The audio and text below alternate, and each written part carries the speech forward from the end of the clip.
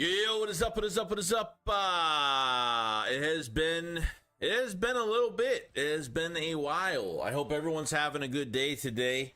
We're just in the waiting game right now. Like, we're waiting for training camp. We're waiting for a lot of things going on. This is going to be the slower part of this off season, really, until we get we get this thing rolling. A lot of excitement in the air right now regarding the Eagles, regarding tryouts, undrafted free agents. I think this is going to be one of the most exciting camps that we have to really pay attention to, because this is the future. I think there's a lot of good depth pieces on this team, and with the starters coming in and plus our draft picks. So I'm kind of here for you guys, like Q&A wise. If you have any questions about anything we should really talk about that's important, that's why I am here. Appreciate all the support everyone's been giving this whole entire off season. It's been fantastic, and you guys are slaying it pretty good. So yeah, anything you guys want to talk about, I'm here. We haven't streamed. I don't know when was the last time we actually streamed. I don't even remember. But it's been a little bit. So we took a little bit of a break, kind of, busy with videos and getting some more information on things. And, so here we are. Love you all. Appreciate you guys being here today. Chris Scott says, we still need another edge rusher, preferably Yannick Graham should only play sporadically throughout the year. He should be a coach to these young guys. Yeah, I mean, look, if they want to go after, I still think they need another guy on the edge. We'll see what happens. But we'll find out. We will find out. What's going on, Antonio Holmes? Mr. Phil, what's going on, dude? Dave says, Joey, what's up, brother? Hope all's good your way. Everything's great, man. Everything's great. That's if Bradbury's gone. If Howie can get a fifth for him, that would be okay. Guys, I don't think we're getting anything for him. I don't think we're getting anything for him. You'd be lucky to get a fifth round pick. You'd be lucky. I don't know if you're going to be able to get that though. Right now, so we have 27 in cap. We cut Bradbury, it's like 10 mil. Well, no, I mean, you would have to do with Bradbury. It's like an offset. It's an offset with cap. So what you do is you would extend Bradbury's contract for a couple years. Okay, so his $10.5 million will split into a couple years. $5.5 million cap hits. It's not an impossible contract to get out of. Everybody's been saying that all year. Oh, getting out of Bradbury's contract, it's almost fucking impossible. It's not. It's actually very simple. Just depending what the Eagles are going to do with that, I don't know. Yo, Shrek Smith, what's going on, man? You're having a good day, bro. A good day. Where's this? Let's see. Crazy clouds of pollen in the air. Oh, yeah. Antonio Holmes says, that DB room crowded. It is, dude. It is. You got Quinyon Mitchell. You got Cooper DeJean now on top of Ringo and Ricks and, even Tyler Hall, Isaiah Rodgers. I mean, you have Zach McPherson coming back from an ACL. Maddox back. A lot of bodies there, man. A lot of bodies. They just signed Stefan, that new corner that they like, that rookie camp. He's going to be joining that room now. I'm telling you, which, Bradbury potentially, hopefully he's not going to start this year. And obviously Slay, this will be his last year. This is probably the perfect depth room at corner we've ever had. On top, I mean, there's just so many bodies right now. I'm like afraid of like what the cuts are going to look like, because you guys remember, like, the cuts happen in one day. That was the new rule from last year. It used to be like 3 different cut times. Now it's more crazy. So we'll see. We'll see how that goes. All right, let's put this stream on my phone quick, because. Brandon Howard says, if we trade Bradbury, us more so that the other team eats the cap, so teams away from. Oh yeah, I mean that could be something that they do. They might say, hey, like, we'll take on this much, you take on this much, and we'll be good on both sides. If they want to trade Bradbury, that's what they want to do. I'd be shocked if it's a trade at this point. I'd honestly be just shocked. But you know what? If they're able to get like a 7-6 round pick for him, I think it'd be great. We will see.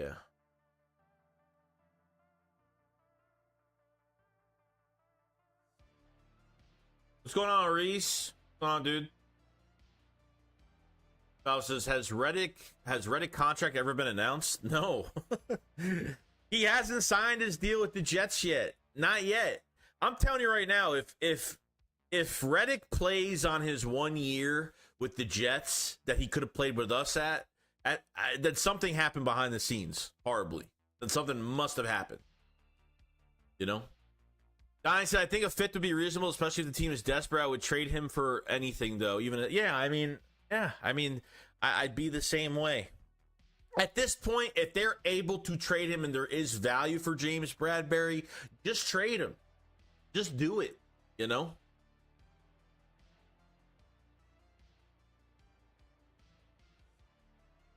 I think we're okay at linebacker right now. I think they need to see what they have. Like, they have a lot of bodies at linebacker. To add another linebacker, it wouldn't hurt, but I want to see what we have in the building right now.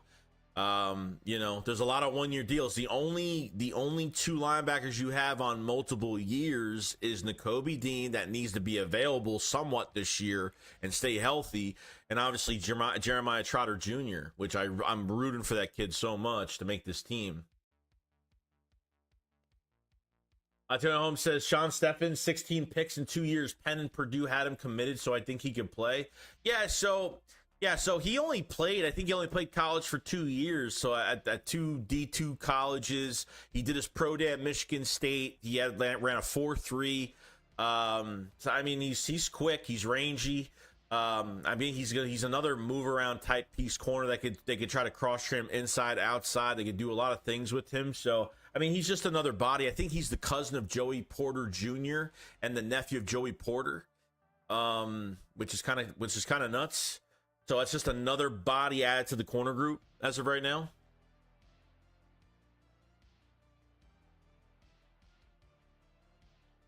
Go on, Suo. What's going on, man? Branson is a mystery. They could use another proven linebacker, definitely by trade deadline. Yeah, they can make a trade later. I think they should see what they have first. I think they should see what they have as of right now. Reese, like the cook says, this is our year. We ain't worried about no Reddit anymore. Our team good and going to get better. Howie ain't done for the day. Line one more push, one more pass rusher. Yeah, adding another one is fine. Another edge rusher would at least. I think they can go into the season with what they have, but I think adding another one would probably it would probably help. Yeah, sure. What's going on, EC1? Thank you for joining the Camper Squad tier, man.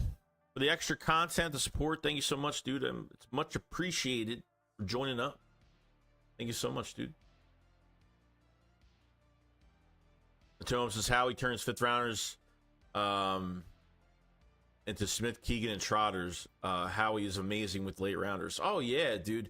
He even got picks for next year, too. You got an extra, an extra third, an extra fourth for next year. You have 9 picks in the 25 draft on top of what you got in the late rounds. Yeah, dude. Aniyah Smith, I think, is going to start at wide receiver 3. That is my theory. I think Aniyah Smith he's that open field killer. Obviously getting Dylan McMahon, getting Keegan. Keegan is a Red Star player for this team.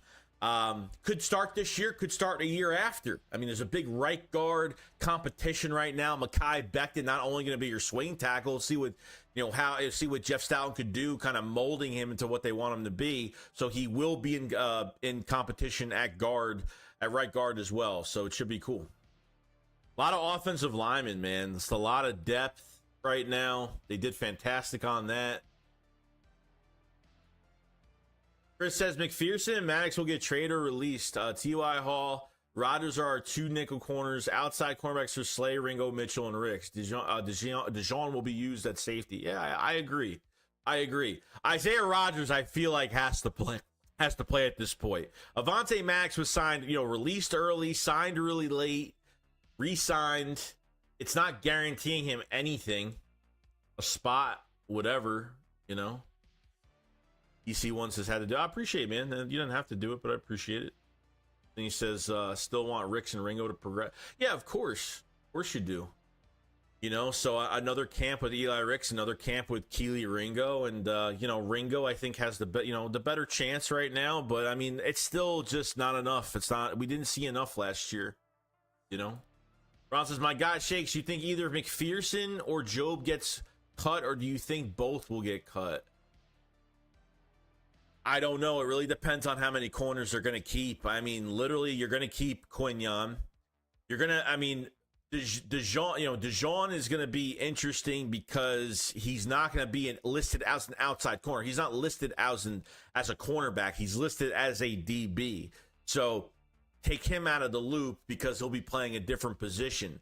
So you keep Slay this year. You keep Quignon Mitchell. You're keeping Isaiah Rodgers. You're probably going to keep Zech McPherson, Eli Ricks.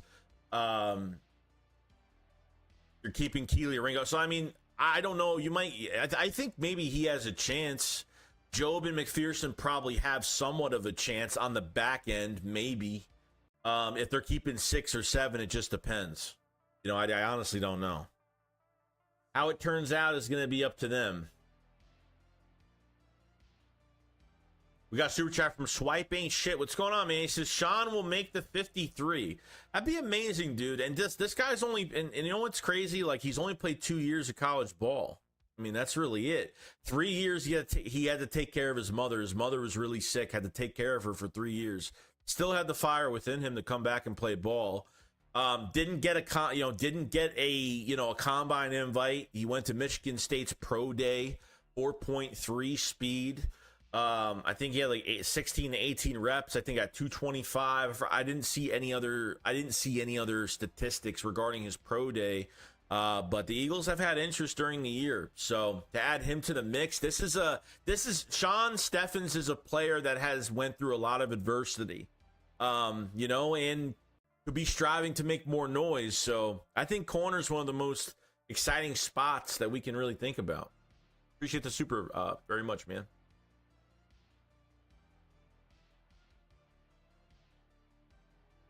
Brands, I think Carter, Davis, and Milton will rotate at center DT. Huff and Sweat will start at defensive. I think no one moves to outside linebacker. A lot remains to be seen who will go where in the 3-4. Yeah, I mean, Carter, Davis, Milton wrote. Yeah, I mean, look, because Davis will be the nose. You don't really have a backup nose right now. That Gabe Hall from Baylor could be that backup type guy to Jordan Davis if that's where they want to go. I think Milton's just been getting better every single year. This is the last year. This is a contract year for him. And, Jalen Carter should be a beast this year. But obviously it's a make it or break a year for Jordan Davis. And, yes, your outsides, obviously Nolan Smith, I totally agree with that, playing outside linebacker. I honestly think they should use him more outside linebacker than edge rusher. He needs to put on some more pounds on that edge. But, we'll see what happens. Josh Sweat, you said, and Bryce Huff on either side, Brandon Graham, and obviously the big pick of this draft that could be a underrated gem is going to be Jalix Hunt. I think I just have a feeling about this guy that he's going to do really well.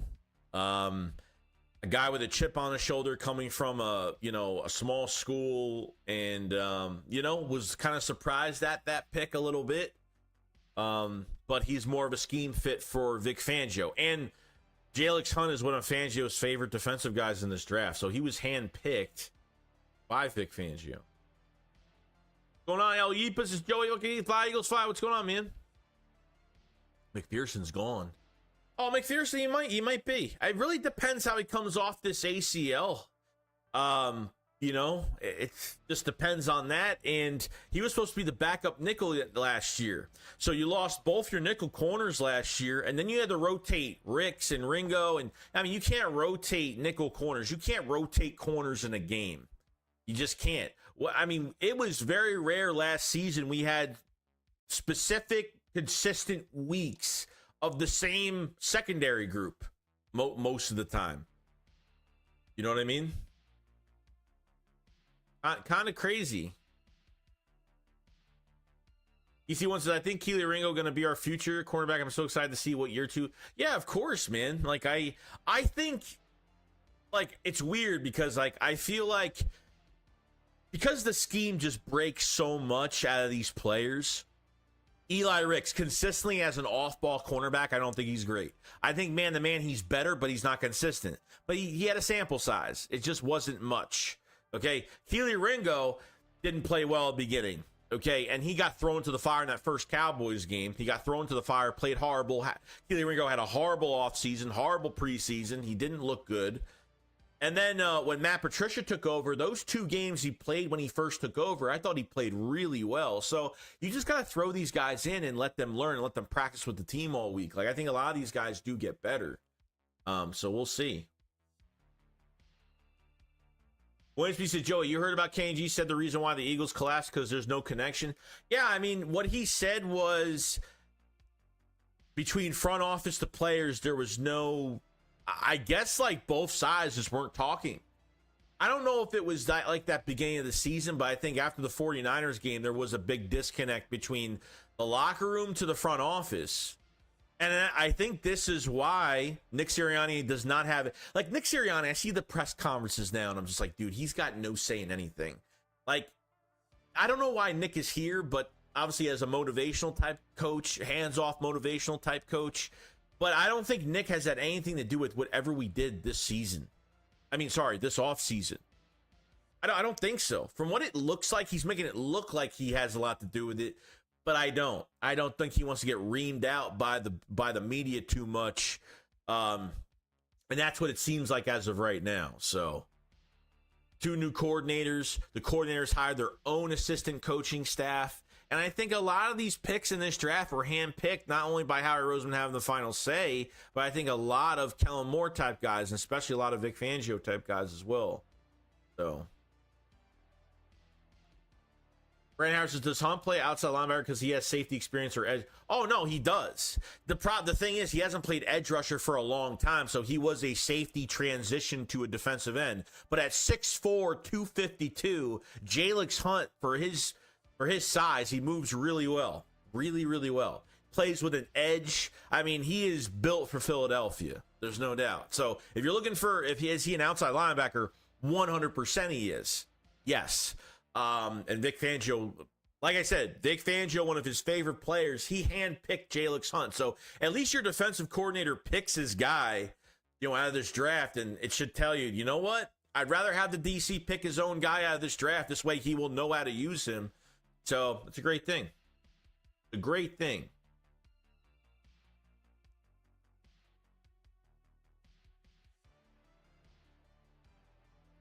Chris says, no way McPherson beats out Tyler Hall. Yeah, I don't know. Tyler Hall has got tremendous stats. Tyler Hall could play nickel, he could play outside, and he could play safety. He just hasn't played consistent games. Whenever like Tyler Hall has got his shot with the Raiders, he played fantastic. Fantastic. Okay. But then there were seasons where he didn't play for a few games, not because of injury, because of just they put, either because of injury, he would come in and play really well. So statistically, he looks really good, but he just hasn't played a lot. Okay. So Tyler Hall definitely, I mean, it's a low risk, high reward type move. And interested to see like what he does during this period. So should be great. Should be great.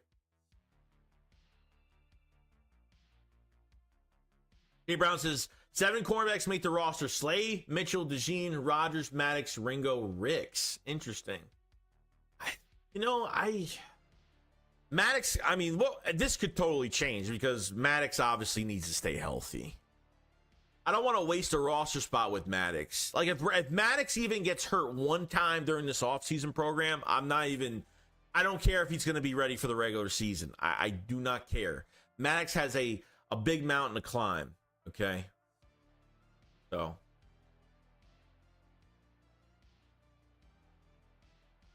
Let's see here.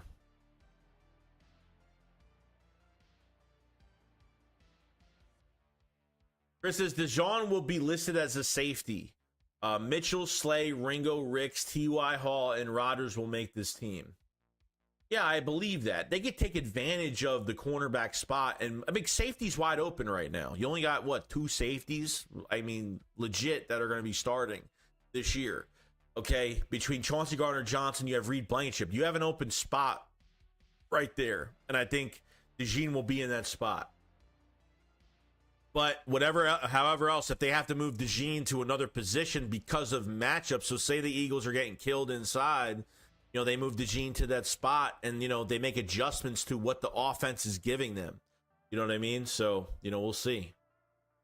Even says we need more depth at the D line. Yeah, I agree. I feel like they need another edge rusher this year, at least. Fletcher Cox replacement, you're not going to find that easily. But I don't have an issue giving Gabe Hall a shot at nose behind Jordan Davis. They still need a DT though. They still need somebody outside of him. So I feel like they need one more depth piece there, and it wouldn't hurt to go get a Yannick Ngakoue at 28, 29 years old. For a 1-year deal, it's cheap. Just sign him for the year and just let him play off the edge.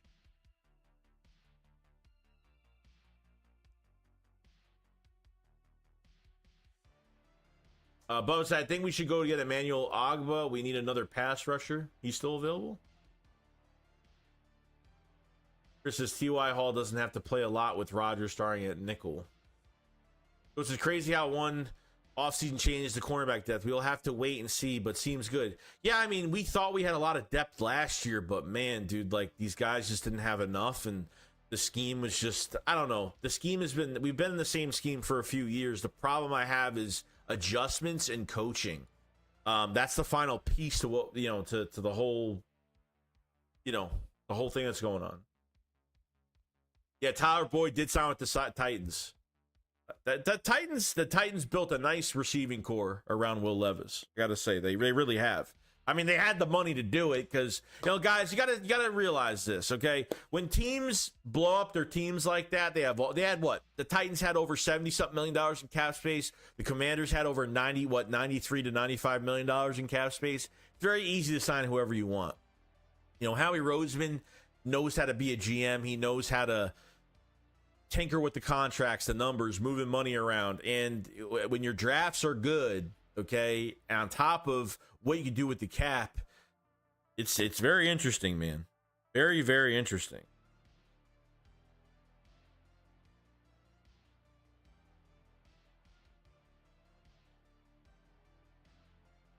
Brandon Howard says Slay, Mitchell, Rodgers, Ringo, Ricks, DeJean. If they keep 7, who is it? I don't know. It's either going to be Hall. It could be Maddox. I mean, it just depends. Depends. DeJean would be different, though. Like, if you're talking about cornerback, if DeJean's not listed as a corner, which he might not be listed, there might be another open spot to take advantage of that. So...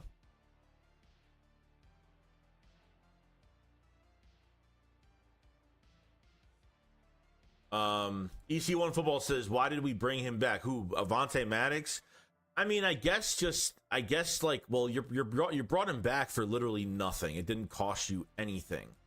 Okay, so you bring him back to say, hey, like, you're not guaranteed a starting spot this year. You're gonna have to fight your way up this year and do your thing. So I don't think this guarantees Maddox. Maddox obviously knows the team. He's been here every year, but when he's healthy, he's an underrated nickel corner for us. He's got a lot of youth under him now. And even though Avonte Maddox is still young, he's got a lot more kids that are going to be pushing for more. And, between now drafting 2 DBs and now, with Isaiah Rodgers coming here, it's just any guy that's going to make this team, it's going to push him down even more.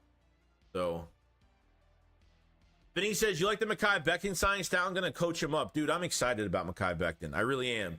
He hasn't lived up to what he is. He's had a lot of flash, and unfortunately, he's just been injured. I've seen what he could do. He could throw guys around like rag dolls. Okay, so Jeff Stalin gets his hands on him, molds him the way he wants him to mold him, and whether it's a swing tackle, and he will be competing for that right guard spot. Too. Wide open guard spot this year. So. Jason Blaze says, yeah, we should keep DeJean listed as a safety and just play him wherever. Oh, yeah, that's the plan. That's the plan as of right now.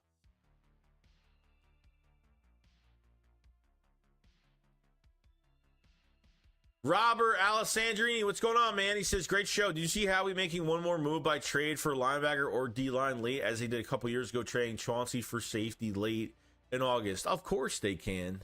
Because once they get out of like training camp, joint practices, they're in the preseason games now, they'll start looking and saying, they'll kind of already know by that time. They'll kind of already know by that time what they have and what, you know, all the coaches have meetings. They talk about the players, who's playing well, not playing well. Do they need to add more to this position? It wouldn't shock me if they add another DT or a linebacker. It wouldn't shock me. So yes, I think there is plenty of time, you know, to add another player. I think they want to get into camp, see what they have, and then kind of move on from there. This is the new guy from overseas in Complex, Malata 2.0. I think he's what? 6'5", over 300 pounds, 315, 318. So he's not as big as Malata, but I don't know where they're. I forgot his name. Luke Kala. I forgot Lakin or whatever his name is. Another rugby player they brought in from the international. I forgot what it's called. So the Eagles bring in another international type player overseas.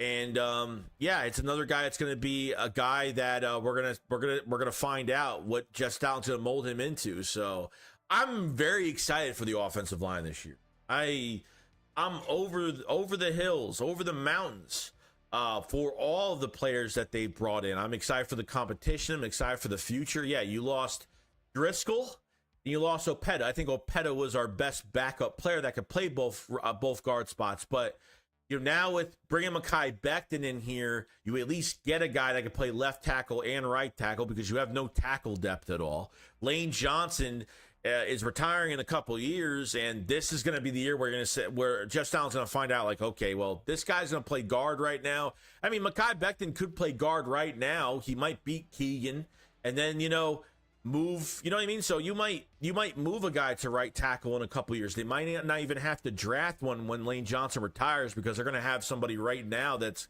going to play all these spots. So I feel really good about it. Really, really good about it. Oops, sorry. Sorry, my friends.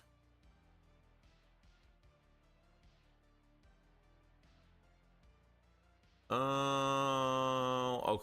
I don't know why this is doing that.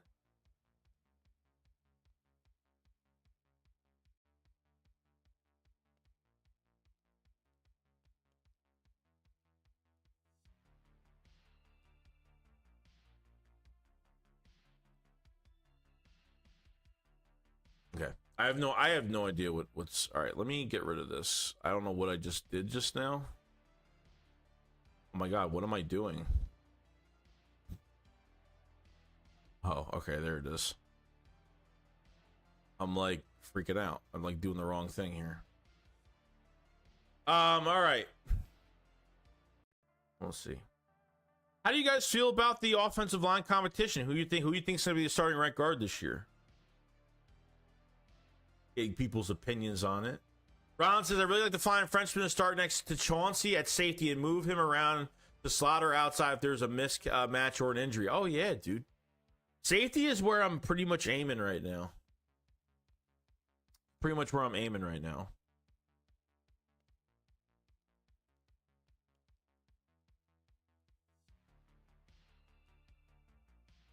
Jerome, what's going on? Jerome Kendrick says everyone knows something special about come this year, 2024 champ. Shakes, book it, go Birds. Dude, I hope. I don't look too far ahead. You guys know that.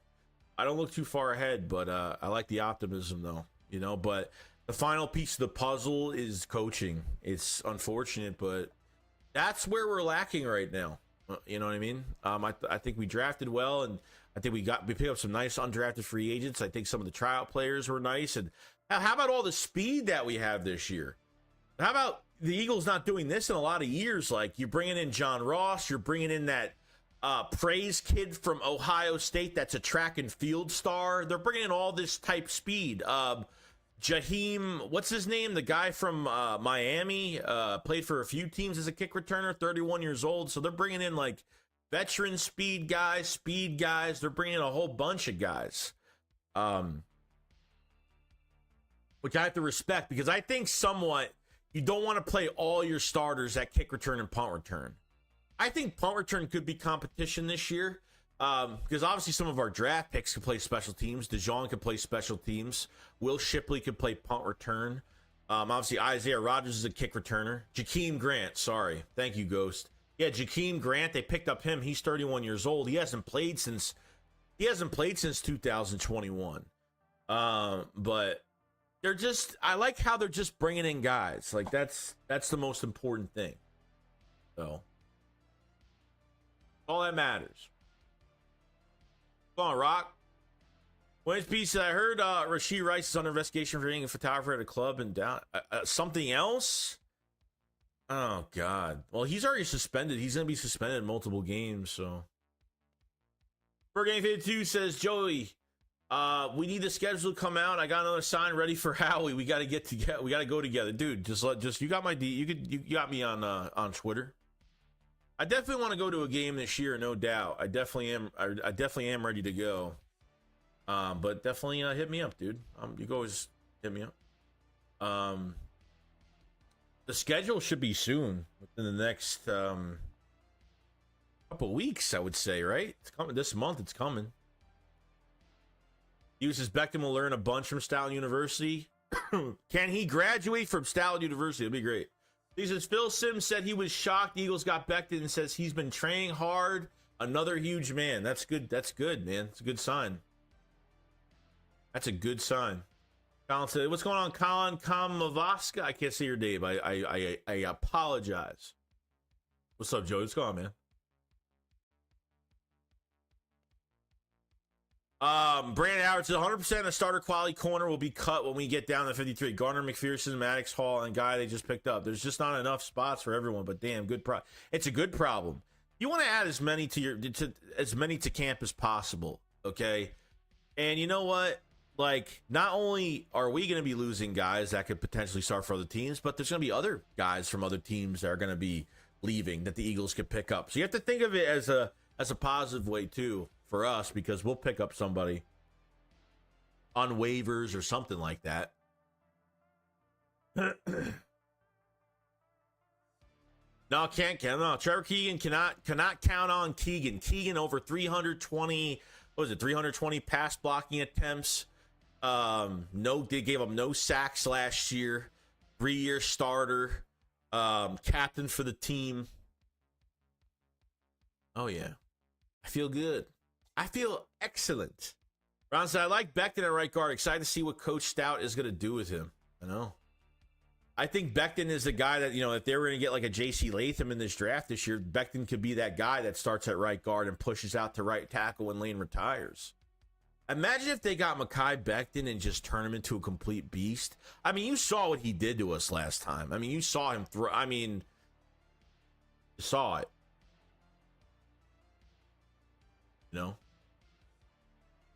NFL Reality Check. What's up? What's going on, man? What's going on, dude? Is she coming in, dude?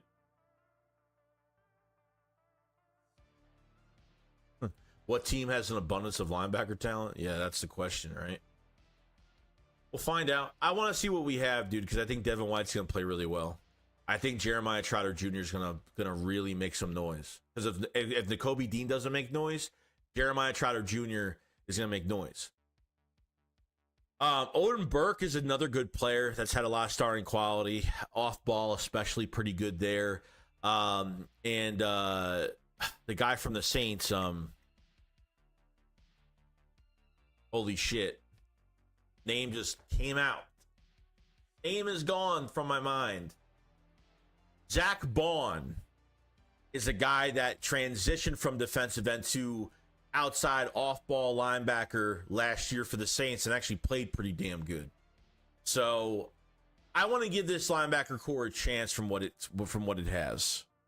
I think the one mistake they made in this draft, which my draft grade is an A- only because, and I love this draft, it's an A- only because they should have moved up for Junior Colson. Other than that, that's really, I felt like they should have traded up for Junior Colson, should have at least got a linebacker a little bit early, but I'm fine with it. I have no issue with it because I like how you gotta see what happens afterwards, and I really like how the draft kind of pinned out. So Will's Dog, what's going on, man? It says, do you think Bradbury will realistically look bad in camp? I fear that he know our receivers and make the 53. If he looks that bad, then yeah, dude. I don't know what his issue is. Like, athletically, I don't think he's the best guy on their team. Like, as from an athletic standpoint, I think he's the worst out of a lot of the guys that we have. Okay? But you got to have a pass rush this year. You can't blame the defense on Bradbury last year. You can't blame it on, you can't blame it on any defensive player last year. I hate when fans do that. Like, this whole entire defense was a mess. The defense couldn't tackle. They didn't know how to blitz. Not running stunts. Linebackers aren't playing downhill. The back-end communication was still there were still problems with back-end communication at the end of the year. Still, you changed defensive coordinators in the year, which was the biggest mistake they made. A lot of players had issues with. So that's where I'm at right now. Yeah, and Keegan has won a championship before, so it's really Keegan is definitely is on notice, no doubt. Then he says Becton 6'7", 360 swing tackle. I mean, you got Jason Peters back. I mean, this is like a Jason Peters type guy, I mean, it's if they can mold him into what they can mold him into, man, it's gonna be good, dude. It's gonna be really good. He ended Barnett's Eagles career. Oh, yeah, when he threw him across the field. Oh, man, that was great. Brad said Devin White is one guy through there's 4 linebackers in a 3-4. Yeah, dude, like, I look, I'm not into the scheme. I've told you guys, like, I hate how you're forcing players to fit the profile of the scheme than just looking at the roster and say, hey, let's make it more, let's make it a 4-3 and let's just make it more attack. Pin your ears back and attack. I don't like it, but I think we have to wait and see. Kevin Evans says, what do you think of the new sign, Sean Steffens, Joey Porter's nephew? I mean, that's great. You add another corner. I mean, he really impressed at rookie camp. That's a good sign. So he comes in, see what he could do. I mean, that's really it, man. I mean, he's got a lot of competition ahead of him, and he's only 5'9", so he's not a big size. He's a very small corner. But he plays big, so we'll see how long he lasts and see what's to come of him. Dan says, don't feel bad. Normally I can tell you nearly every guy this time of year. This year, no, Howie's been busy. He's always busy. I'm not worried about that. Benny says, there was a time when we didn't have enough quality corners, and look at it now. I know. Well, you did something like you haven't done since 2002 and getting DBs like 2 years straight. I mean, you never, 2 picks straight. You never do that. Cunningham should be a cheaper keeper. Bringing Cunningham back? I honestly don't want to, dude. I honestly don't want to. Like, he was a good player in a bad group. I mean, that's it. I think we're gonna have safeties better than Reed Blankenship. Reed Blankenship is a nice quality role playing safety for us. He's just not good at everything.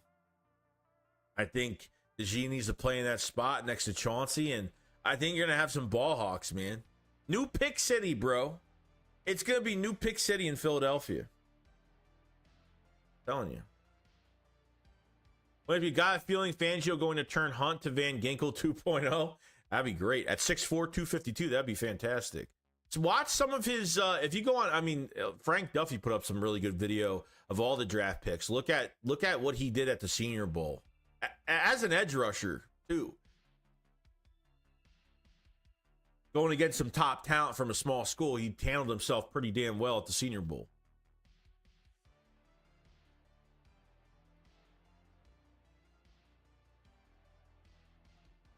Will's on, if DeJean counts as a safety, what are your 6 corners you're keeping?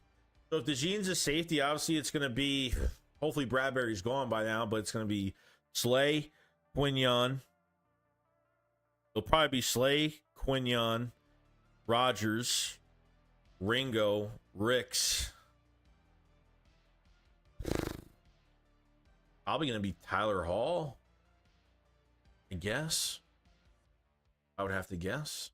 If you're keeping 6. So we'll see. Brent said Bradbury got to go. My personal opinion, the trades is to trade Slay too. Eagles are definitely not trading Slay based on unscripted, talking to Mitchell about shadowing Slay.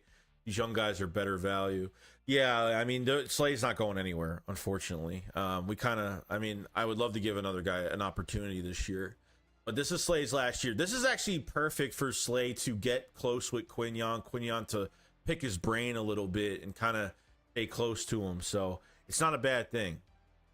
But next year in 25, it's going to be completely different. So they need to get this shit straightened out this year, get this thing done. Or he says, how fun would it be to watch all top 5 Eagles draft picks to start this year? Impossible. Now, here's the thing. You might have some guys that, you will have guys that start this year. Obviously, Quignon should start. Dijon should start. Okay, obviously, Hunt will be in the rotation. Anaya Smith, I feel like, will be a starting wide receiver 3 this year. I think Anaya Smith has a ton of talent. A ton of talent. I think he's going to be the wide receiver 3 we've always wanted.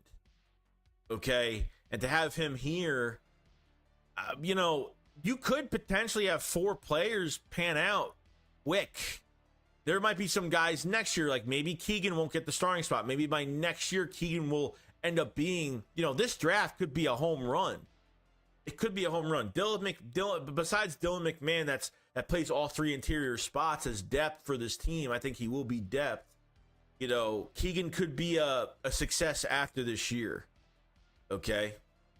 By next year, he'll be a success. But I'm expecting production out of Quignon, Dijon, Jalix Hunt, Anaya Smith, and to be honest with you, like Trotter Jr., we don't know what's going to happen, but it'd be great, though. Be great. I heard Anaya Smith said if he didn't get that stress fracture last year, he would have ran a 4.3 in the 40. Yeah, so he didn't practice. I don't know if he didn't practice the whole entire rookie camp, which is perfectly fine because he's going to be, they're not going to get rid of him. They're not going to cut him from going to camp. They're very, very high on him. He's a red star player for the Philadelphia Eagles. He's very important. As long as he's here by training camp, which he will be, he'll be fine. No issue. I think he'll be fine. Benny Boom said, I wonder how hard will this team practice this year? I know Vic doesn't do soft.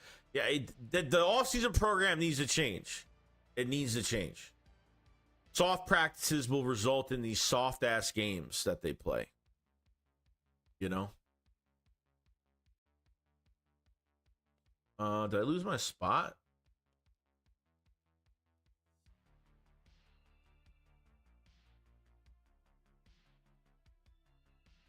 Let's see. Mentality says, yo, what's up, Joey Shakes? Do you think Dean and Trotter are going to be the starting linebackers? Also, is Quignon Mitchell going to start next to Slay? Dean's got to stay healthy, dude. I honestly, he's got a lot of competition in front of him now. So if he even gets hurt once, he's going to lose his job this whole year. I just have a feeling. So I'm pulling for Dean. I don't know if Dean's good or bad because coaching has been bad around him as well as other players, but his availability is just not there. Trotter, I'm rooting for the kid tremendously. Okay, Trotter's work ethic, and he's got a lot of pressure on him, obviously, with his father's legacy, and I get that, but I don't think that'll be in his head too much. Hopefully, potentially they could. Potentially they could start. I don't know if it's going to happen, but I don't know if we're going to find out what Dean's all about because I think Devin White's going to have something to prove under his belt. I think Devin White's the best linebacker that we have right now. So we'll see. And Quignon Mitchell, if Bradbury's still here, it makes me uncomfortable to say that Bradbury's going to start this year and Quignon's going to take over later on. It hurts me to say that, and I really fucking want Bradbury out of here. I'm not taking a first rounder and redshirting him half the year or 3/4 of the year. You're just going to we're going to throw Quignon Mitchell in a game when Bradbury starts to deteriorate. If Bradbury's not the future, why even start him this year? Bradbury's on contract for another year after this year, and then he's a free agent. They're not keeping him after this year. I think it's just a waste of time. Like, you got to get this cornerback group has got to get ready. So now it's like, if Quinyon Mitchell takes over like 3/4 of the season down the road, it's not enough for me. I don't want to start losing games because of his, if we're getting some pressure and like Bradbury is still like just his coverage is just still that bad. I don't know. I think it's going to be a big mistake though. Coking Game, what's on, man? So the biggest need is linebacker. White and Trotter need to help out their Dina, a glass man, Cunningham mid at best. Yeah. I mean, just think of it, dude. Like, Trotter, the Kobe Dean went into last offseason. Like, the Eagles went into last offseason last year and was like, oh, we have the Kobe Dean. We're good. That's what they were saying. And then all of a sudden, like, he gets hurt in the offseason. And then he gets put on IR like 2 times, dude. I mean, Jesus, dude. I just want Bradbury gone. Like, this is the thing, like, I'd rather have and even if you get rid of Bradbury, you start Quinyon. At least if you start Quinyon, you can have a backup plan to Quinyon. So if Quinyon, knock on wood, he's got to be out a couple games, you'll have another guy that's ready and determined to fight. See what you have. To keep Bradbury around, I think it's just prolonging what you have in these other younger guys. I just don't want to waste that opportunity. Kevin says none of your linebackers last year could nobody could. It wasn't just them. Everybody couldn't. Nobody could tackle last year.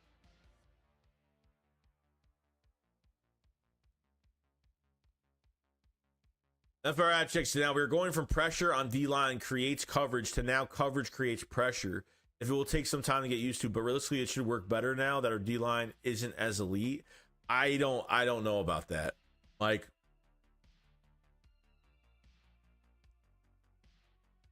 I'm not used to the whole coverage sacks. Like, it's hand in hand with D-line pressure, and it's hand in hand with obviously coverage.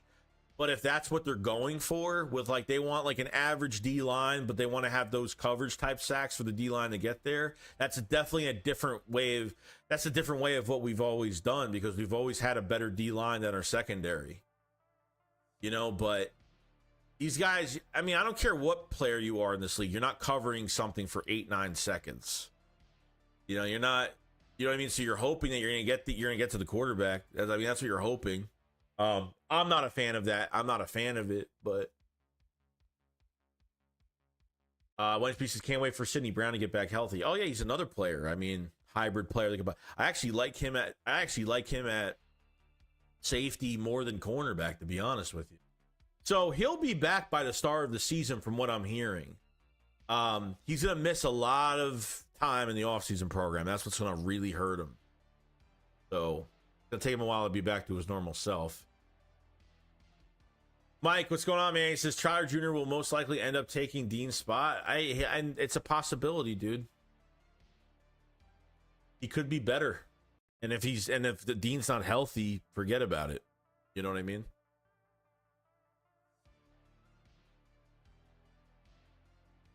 He says, you think Tyler Hall going to be Crevin LeBlanc 2.0? I don't know, because Tyler Hall just hasn't played consistent games, though. That's the only problem. Statistics are off the wall great, but he just hasn't played consistently. But it's a low risk, high reward type move, no doubt. Green Wingman says we may be seeing the best version of Howie Roseman. Not only has he been fantastic in free agency, but has gotten better in the drafting process and picking potential. You know why he's gotten better in drafting? Better because Jeffrey Lurie has let him do his fucking thing. Because Howie Roseman has full control over what he does now. With collaborative, effort with the coaching staff, on some, talking about things. I think Howie Roseman has gotten better because he's had issues with Andy Weidel. Jeffrey Lurie has been in the way of so many fucking picks. And, watching that off-script video of the draft room when they were just trying to move up for Cooper DeJean, how he controls the room. He's had issues with, it's like, why are these why are these right-hand man to Howie Rosemans are always getting jobs as GMs? Andy Waddell goes to the Steelers. Andrew Berry goes to the fucking Browns as a GM. Like, you know, they haven't won any championships, but like these right-hand scout guys or these assistant GMs are always getting jobs. And I'm like, well, why are the Eagles not drafting well, or why are they picking certain players? And you know, you're starting to find out like Howie Roseman, like people have gotten in the way of Howie Roseman. I think that's the truth, 100%. I think has Howie Roseman made some bad picks, like him himself? Sure, I definitely see he has. I think his strategy definitely has changed to best player available to big position of need, because when you go into a free agency, okay, look at the Cowboys. Now, I'm not even laughing at the Cowboys. Look at the Cowboys. Like, you barely make any moves in free agency. So what you do is you go into a draft and you feel like you have to reach for players, or you have to trade back to get more picks and get more picks in the draft. And you have to rely on these draft picks to start and be productive with you right now. You can't do that. When you have a free agency like Howie Roseman has literally gotten linebackers, he's gotten corners, he's gotten this, he's gotten that, he's got a lot of positions. You don't have to, you know, when you sign, like, between signings, re-signs, draft, I mean, don't even do the draft. Besides, like, free agency in general with re-signs and signings, I think they made, like, what, 17 to, like, 19 moves? That's a lot of moves. And you traded 9 times in the draft. That's the most by a GM in Eagles history. Okay? Which is nuts. So, if you don't have a good free agency, and I'm not saying signing all pros to every position, but if you're not filling spots, then you feel like you have to go into the draft and start reaching for guys, and you just fail the process that way. That's the difference. So I think we are seeing the very best, no doubt. No doubt. Then he says, feel Eagles need more linebackers. 3-4 setup. Does the Jets pass rusher line up as on linebacker? You mean is he an off-ball linebacker? Yes. He's done both.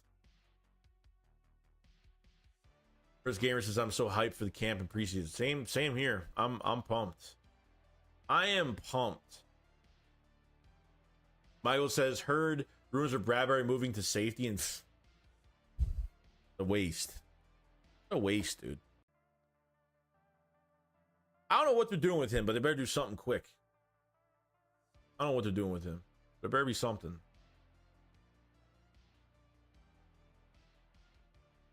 Nathan Hoffman says, if they are going to keep Bradbury, it'll be like Barnett, Sipos, and all the guys that lingered too long. I don't think they're that stupid, though. You just signed 2 DBs in the draft. Okay. One is definitely your future. But are you really going to wait till half to 3 quarters down the road to start Quinion Mitchell? I mean, come on now. Chris Gamer says, Trout Jr. is always around the football, and he's game smart with good instincts. With no doubt that he starts at some point this season. Yeah, I mean, he could come out of camp as a starter. It wouldn't shock me. So, Harry Hobby says, what do you think about the D-line and edge rush? Do we need to add to both? I think we do, yes. I think they need another edge rush. Like now. Yank, Ngakwe, something like that. They definitely need more. They definitely need another body there. No doubt.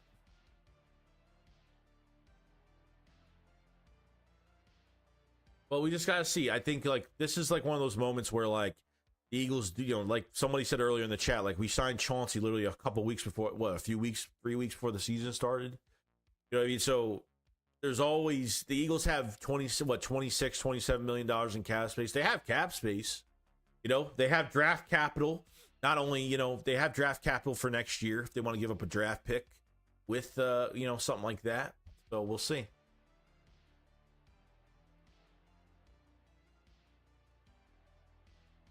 Don't forget to like. Appreciate it so much, you guys. Definitely like the stream if you guys have it. But we got 178 in the chat right now. Make sure you subscribe to the channel for more Eagles news every single day. Obviously, we'll probably try to do another stream tomorrow. Get back into the streaming process, and do our thing. If you guys haven't checked out, because I have to plug it in, you know I have to. You guys haven't checked out the Philly Shakedown merch. Definitely check it out. We have it's been kind of crazy. Appreciate all the support, but we have some new stuff. The same stuff that we've had, but we have a new shirt coming out this week. Hopefully, the next few days.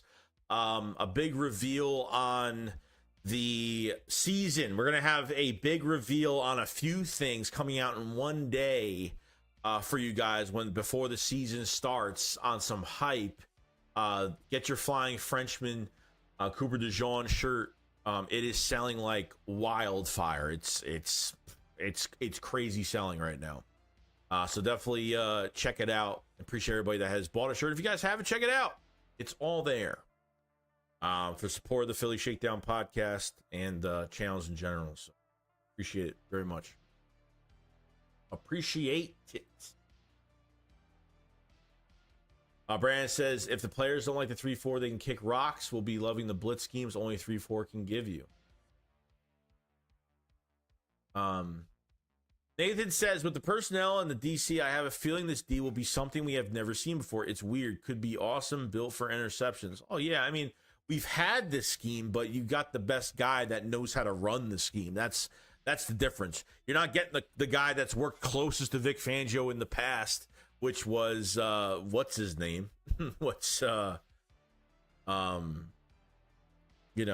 forgot his name. He just does. I just don't care. I have his name. I just don't care.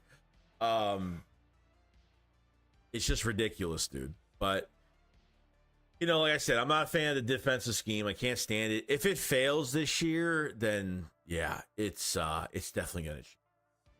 It has to change. JC, cool. What's going on, man? It says, do we still need another linebacker and safety? Yeah, we might. We'll see, though.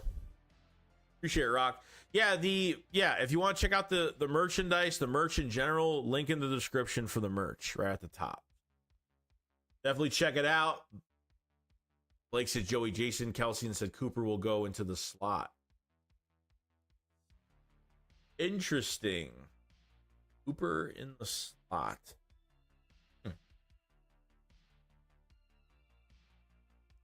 Brandon says, why does Vic run a 3-4 and these other guys run 4-3 and call if Fangio? Well, I don't think Fangio is the creator of the scheme, but he's like one of the most recent coaches that has kept it. I think over the years, this is an old school scheme that teams have figured out, because when you're playing off ball with, your corners and your edge rushers or outside linebackers, it gives offenses more cushion for everything underneath to be, short chunk passes are going to be open underneath, but you're relying on speed and you're relying on athleticism to make these tackles. And I think, like I said, tackling has got to be like the number one thing.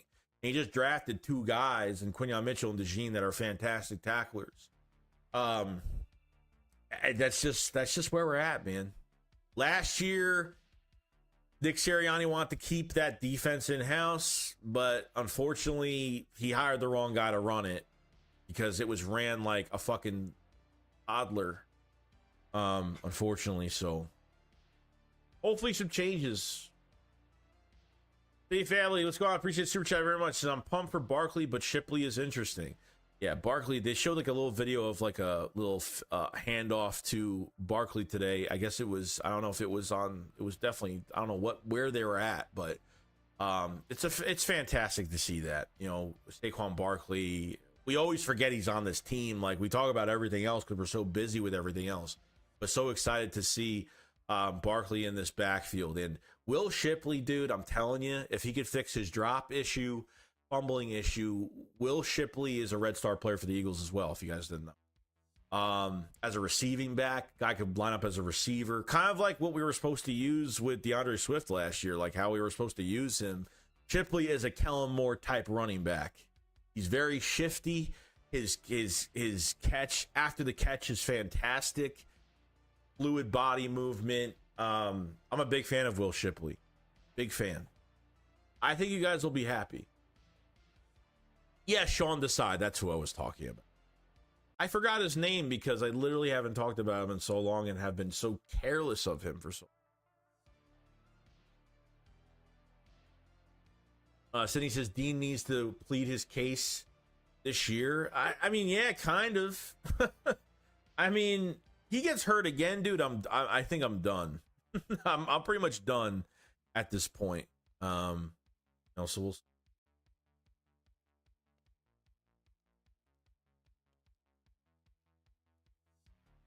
That undrafted running back, he nice. I want to see what he does. Who, Kendall Milton from Georgia? Yeah, I mean, they actually brought in a bruiser, like a north-south runner type bruiser back. Now, they've thrown passes to him, but he's not. I don't think he fits into the passing game too much. But they actually brought in a pure north-south runner, bruiser, physical contact type player. I actually like him. You know, it would be nice to have a guy like that on this team for red zone, and don't have to rely on Saquon Barkley too much, and don't have to rely on the brotherly shove too much. How we should have probably used Rashad Penny in red zone last year, and they barely used him. So, we'll see what he does. They have him, that Price kid from San Francisco. He's another shifty bruiser type guy. We have Will Shipley, Kenneth Gainwell, Saquon Barkley. So we'll see what happens, man. See what happens. Branch, it's true. I miss Jim Johnson. If they run the 3-4 and we get the same play at safe defense, what a waste. Well, we're gonna get the same. You thought we were gonna play at safe defense last year. Just wait till this year. This year it's gonna get a lot worse with off-ball coverage. You think it's bad last year. With Fangio, it's going to be worse. It's going to be worse. No lie, it will be worse. Not in a bad way, but if you're talking about off ball, it's going to be a lot more off ball. So it's going to get crazy, dude. Understand that you don't like this defense. You and I both. Being said, what is your confidence in Fangio adapting modern NFL offenses? I feel he will adapt. Statistics were okay with Miami last year. If you talk to like his defensive lines, especially last year, he was third in pressures last year, just in general. I mean, if you look at like a linebacker stat from Andrew Van Ginkel, right? I mean, as a linebacker for that defense, as an attacking shoot the gap linebacker, he had like 6 sacks with like 53 pressures. So he does attack with his linebackers and do some different things. But I think, like, as a coach perspective, as respect as him as a quality coach, I think he's a good coach. Like, I just don't like the scheme, like I've said a million times. I think he will make the adjustments. I don't think he's going to sit still and do nothing and let these guys fail and put these players in position to fail. And just look, just like, what happened? Why is this happening? So I feel good about it. We just got to see these guys hit the field, man. Stingy Dog Hopkins says, I just don't want another DeMarco Murray fiasco where we don't use Barkley to his strengths in the offense. Yeah, I mean, look, I don't know how many times, like, I think he's going to have the ball in his hands a lot. I think, and I'm not talking about rushing. I'm talking about in the passing game too. So with the passing game involved, he could have 18 to 20 something touches. But it's all about keeping him healthy and, not putting too much pressure on Barkley at all. You won't put pressure on Hurts. Barkley will need some rest sometimes, depending on some games that he has. And we have to rely on some other guys in the passing game. So there's definitely combinations of different things that they could do with these running backs. So I feel good about it, but I don't think it'll be DeMarco. That was just different, dude. Like, they didn't use DeMarco Murray the right way, unfortunately. And Saquon Barkley is, you're talking DeMarco Murray and Saquon Barkley. You got a 3-down back right now. Okay. You got a guy that's good in the passing game, a guy that's good, obviously, is an actual home run hitter for your offense. If he gets that second level, and he will get touchdowns for you. There's way too much with Devontae Smith and A.J. Brown and Dallas Goedert. There's just so much to deal with. Barkley used on read options, or having Saquon Barkley just lined up is going to move that extra safety in the box, which will create a big play for Jalen Hurts to one of these wide receivers. So it opens up so much just having Saquon Barkley in the backfield in general. Because they have to fear his run ability, and getting to the second level and getting that home run touchdown.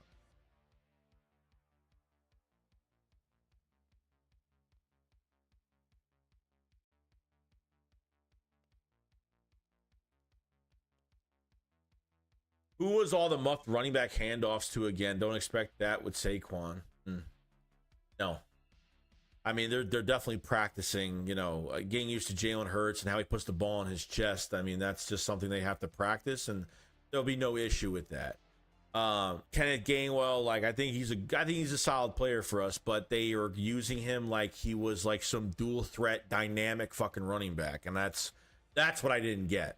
I didn't get that at all, period, whatsoever. EC1 says Anais Smith posted his draft reaction on his YouTube channel, Joey. Oh, nice.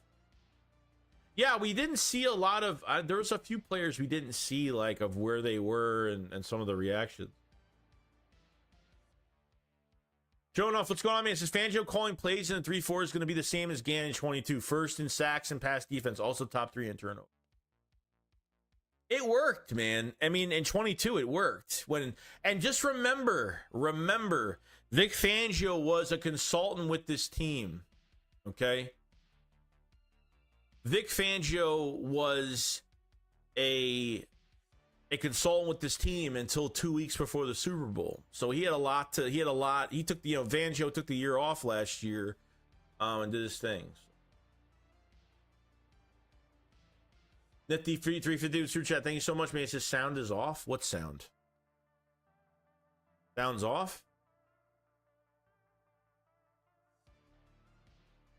I think it's you, bro.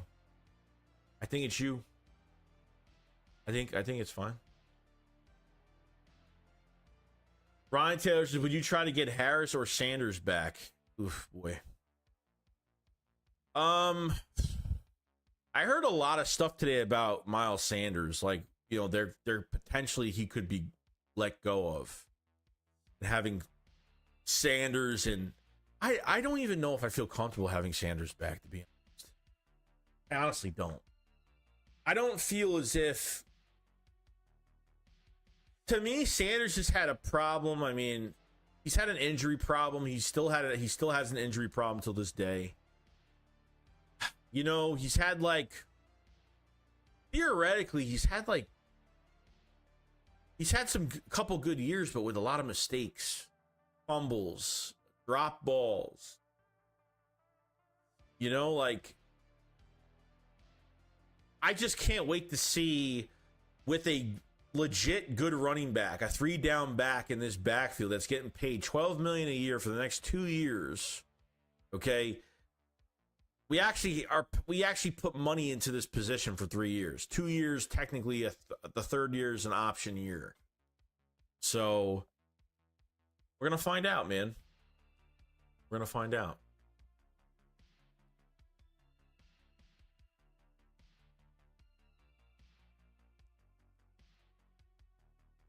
Jeremy, what's going? Oh, Jerry. Sorry, not Jeremy. Jerry.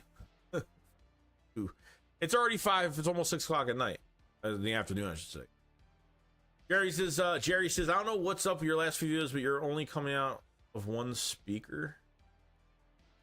Yeah, so I'm gonna have a new mic by I'm gonna actually use this mic for game day, because this mic is starting to I've had this mic for a while and this boomstick is fucking rusted and old. So by next month, at least by the end of this month, I'll have a new mic and some new stuff. The mic's not broken or anything. It's being weird with how to set it up and being it's just getting old at this point. So Chris said, Joey, what's good, bro? Quick question. You going to go to any of the games this year? If so, which ones? I honestly have no idea, Chris. I've tried. I was gonna go to one last year, and the way they were playing last year, especially then, I was gonna go at the end of the year, and then the way they were playing, I was like, no, this is definitely not happening.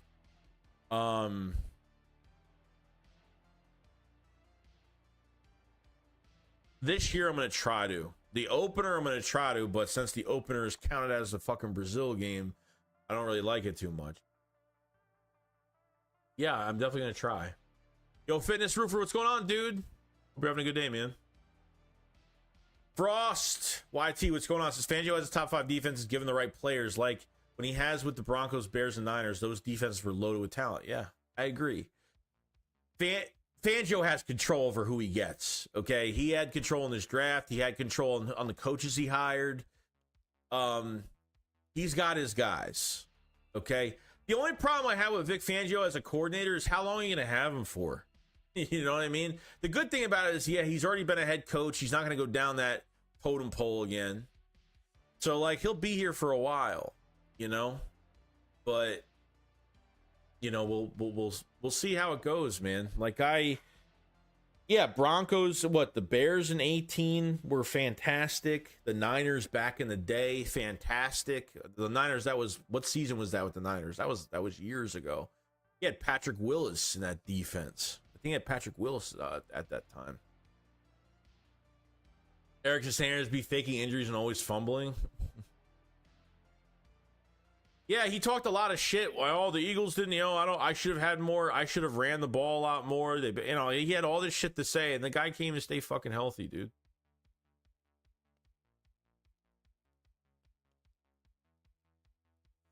Or select dual mono if available on auto output.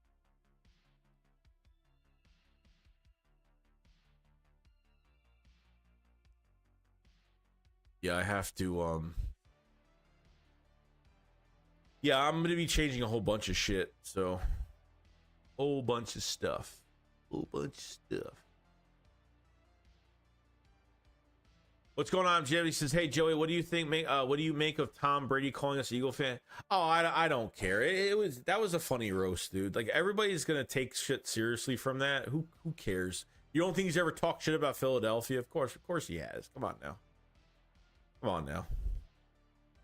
Yes, I do go live on game days every week. Every single game. Every year.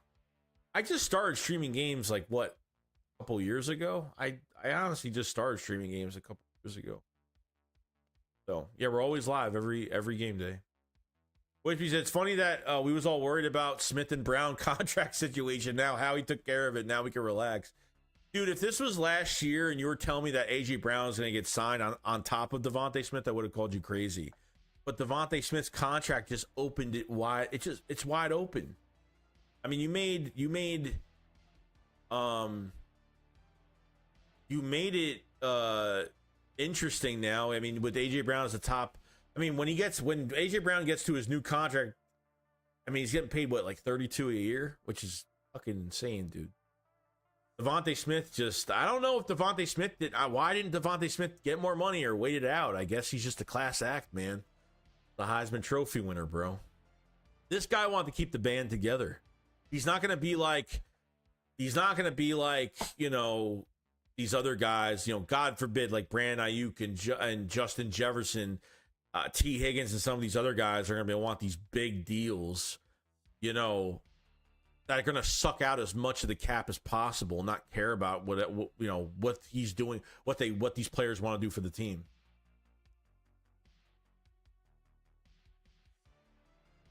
Well, HP said it was nice for AJ to show up on rookies minicamp. Yeah, he showed up to minicamp. I think Jordan Mailata and AJ Brown are the only two that showed up. He's just AJ Brown just wants to fucking play, dude. He just wants to play.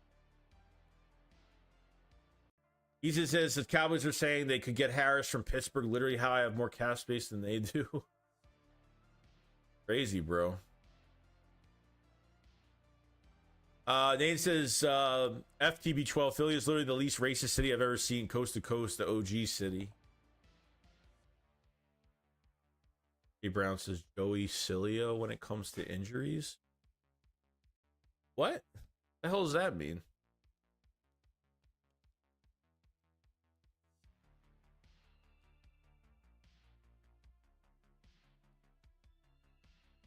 Nate said I have to watch it if it's a... Oh no, I mean he just... I mean he may... I mean it may be, it may not be, but I mean it was funny. Like I can't take a roast seriously. You know what I mean? Like it is on point.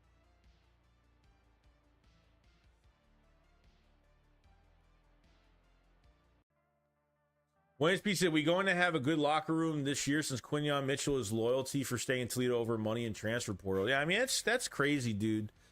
I mean, Nick Saban was interviewed during the draft and said we were trying to get him for a few years. You know, they were trying to get Quinyon Mitchell to Alabama for a few years and just he didn't budge. Quinyon Mitchell got out of high school in a gray area, so he must have had some like mental issues, or he just had, not mental as in he was crazy, but I'm just saying he had some issues within himself as a kid. And Toledo took a shot at him, you know. Toledo took a shot at him, and you know, and took a chance and brought him there, and he felt like they, you know, he owed them, you know, and that's great, man. That when the Eagles pick up guys like that, they're here for years, you know, great thing.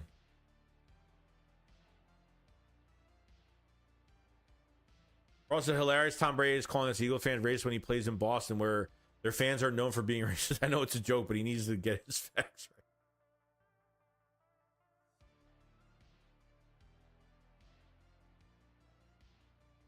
Oh God, the joke on fucking what's his face was horrible.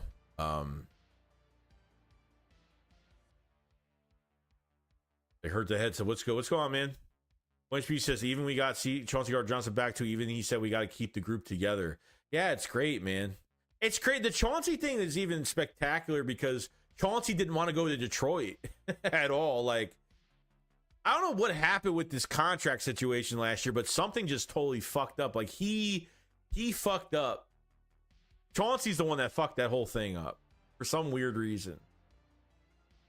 Air Hudson says, right, you have to take it as a joke. He played for ball. Yeah, dude, like I get it. Like you have to take the roast. Like it's a roast. Like they're gonna say some shit that they'll probably never say to the public. Like they're awesome, dude. When Donald Trump had his roast, I thought that was the funniest shit. It was the funniest shit, dude. It's awesome. You know? No. They're always great to watch. Jonas is really anxious to see who starts at right guard. Same here, bro. Same here. It's one of the, it's dude, like we went into free agency like, damn, we have no depth at offensive line. Is like, you know, Kelsey retires, you know, Beef Jergy is going to be starting at center.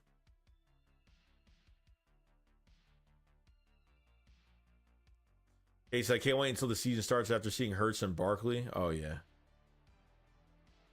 It'll be fun. The family says Moore must be so excited knowing the receivers he has in huge O-line and running game and hungry Hurts back. I'm going to tell you something. Kellen Moore is going to have the best roster on paper he has ever coached. This is the best roster that he has ever had on paper in his career as a coach. For him to fail it, it's going to be crazy.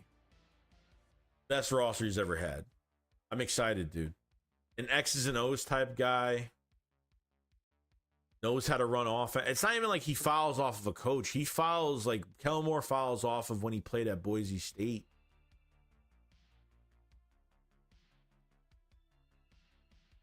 Guys, Shipley is like a runaway train. He gets 2-3 extra yards every play. Good pickup. I think he's great. As a receiving back, he's great. As a runner, he's patient behind the line. He's got very good vision. Fantastic vision. The Will Shipley pick is becoming one of my favorites, but Anaya Smith is a favorite of mine as well. Like guys, like I'm telling you, there's gonna be a lot of production from this class. I'm not kidding. Dave Evans says nobody talking about CJ, which is awesome. Under the radar. Yeah, dude. Chauncey Gardner-Johnson's been working his ass off this offseason. Everybody has. It's great to see, man. Chauncey thinks of himself as one of the best safeties in the league, you know, so he always keeps that mindset. That number 8 jersey's gonna look fucking great on him, you know. It'll look fantastic.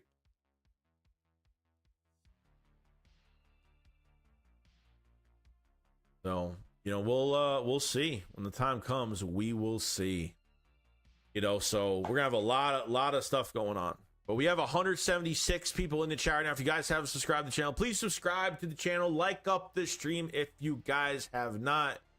If you guys haven't, because I have to talk about it. you know, because it's exciting. Me and Philly started our own merch for the Philly Shakedown podcast. If you guys haven't checked out the Philly Shakedown podcast merch, link in the description below. Check them out. We have a couple shirts coming out within the next couple weeks, and we have a big reveal on a bunch of stuff coming out before the season comes out in one day. A bunch of merchandise that I think you guys are really gonna like, so definitely check out some of the shirts. We have Axeman 2 stuff that is out right now. We have Philly Shakedown podcast shirt that is out as well. The Cooper DeJean Flying Frenchman t-shirt has been selling like crazy. We do have 6XL shirts now, and we'll be coming out with tank tops really soon, so definitely check out all of that stuff.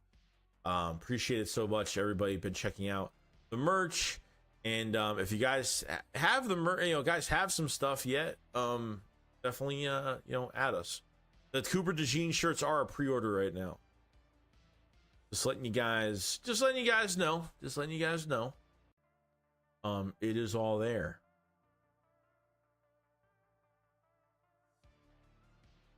Oopsie daisy. Getting these screens all mixed up.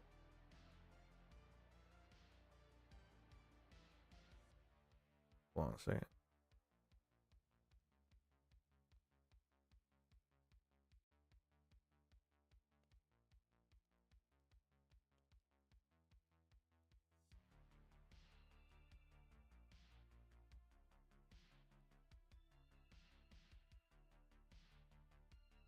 Sorry.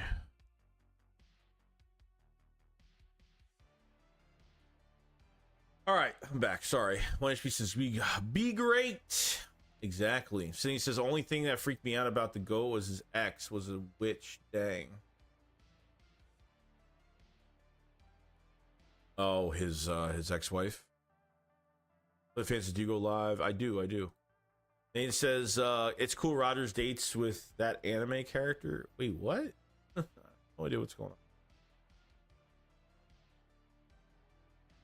EC1. HMSP says, the Eagles director of scouting, Brand Hunt, is interviewing today for the New England Patriots. Jesus Christ, him too? Everybody wants our God. As long as Howie's here, it does not matter. As long as Howie's here. Yeah, Brandon Hunt is he's the lead guy in scouting. I think, he's another guy. Crazy, dude.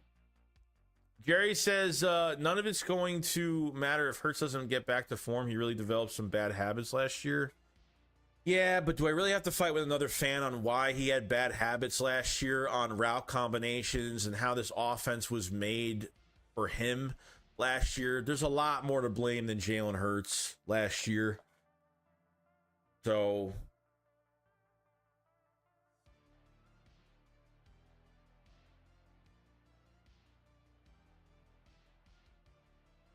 she's fucking sick today, which I really feel bad that she is sick today.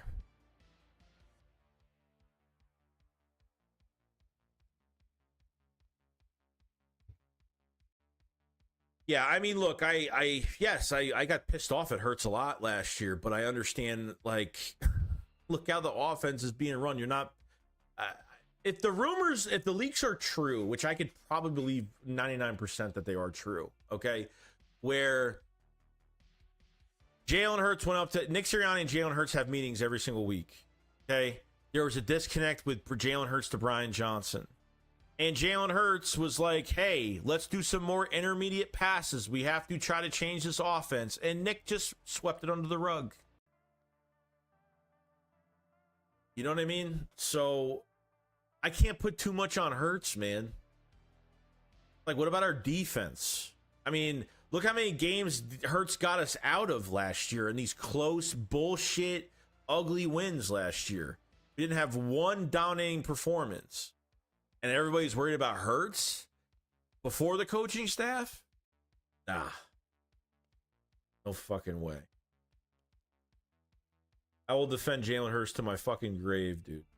My grave. John says the Eagles team is going to be dangerous, man. I'm telling you. Dude, I'm telling you. I think you have all the ceiling in the world to make this the most dominating team in the league. Yo, Ron, what's going on, man? Since if Saquon dominates on the ground, stays healthy, do you think Howie extends him? I mean, not this year. Probably not this year.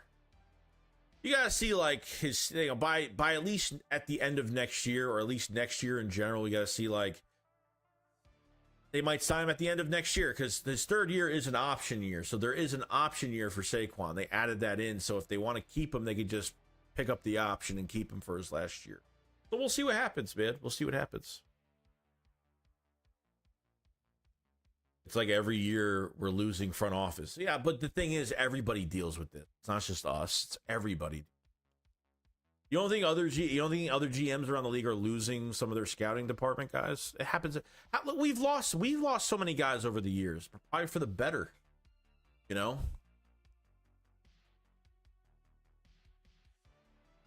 Yeah, and we still got Andrew Berry's twin brother. Dude, is that a joke? Because there's a guy on the back right-hand side of the fucking draft. On the back right-hand side of the draft, there's a fucking dude that it looks exactly like Andrew Berry. Fucking weird, man.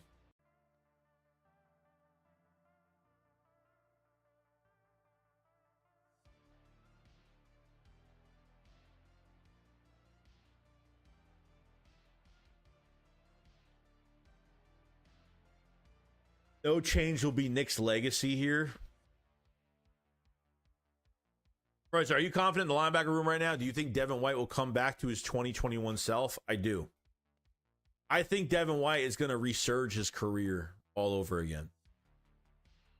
I think he's going to do really well. I do, at least. I think he's been wanting out of Tampa the last couple years. He actually demanded a trade a couple years ago, and they didn't give it to him. Then the reports came out. It got leaked, and then he apologized for saying that. Want it out, dude.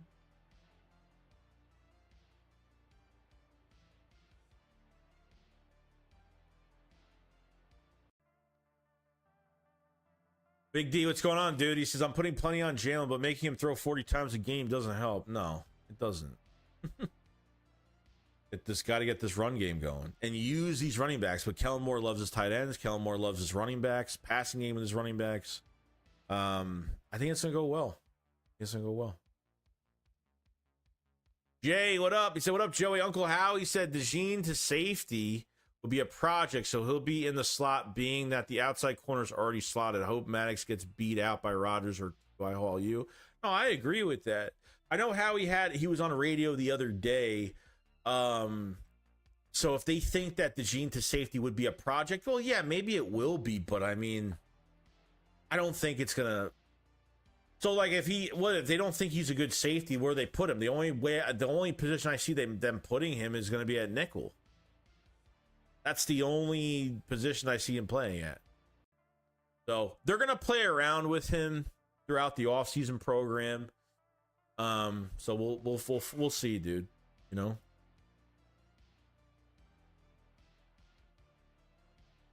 Yo, John, what's going on, John? Chris, I love Hurts, but was dropping his eyes and not stepping up in the pocket. Hopefully these coaches can come through.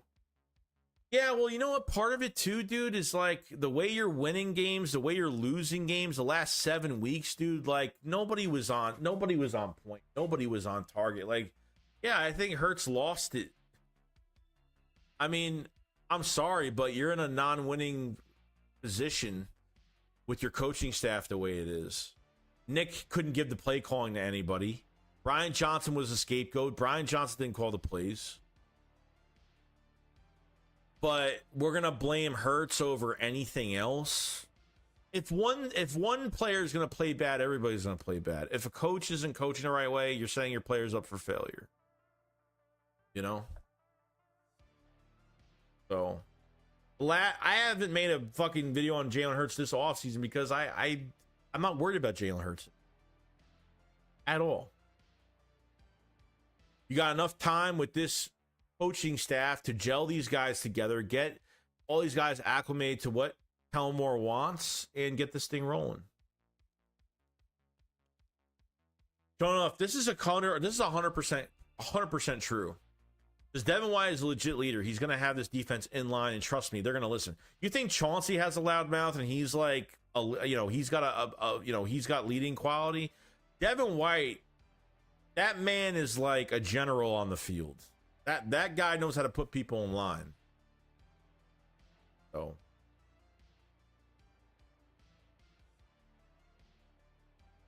Richie says, hey, Joey, if both Bradbury and Slay are inactive for game 1, would you want to see DeJean and Mitchell as starting corners versus Packers in Brazil? It depends on who else does well in the offseason program. That's really depending. If there's another corner that can handle being a number 2, I'd put someone else there and then keep DeJean at safety. It just depends. Like I can't really answer that because I can't really predict the future like that. You know, but yeah, sure. I mean, you could be right. But you know, why would Slay, if Slay was inactive because he was injured or something, then yeah, they would have to, they would have to put in someone else, whether it's Ringo or something like that.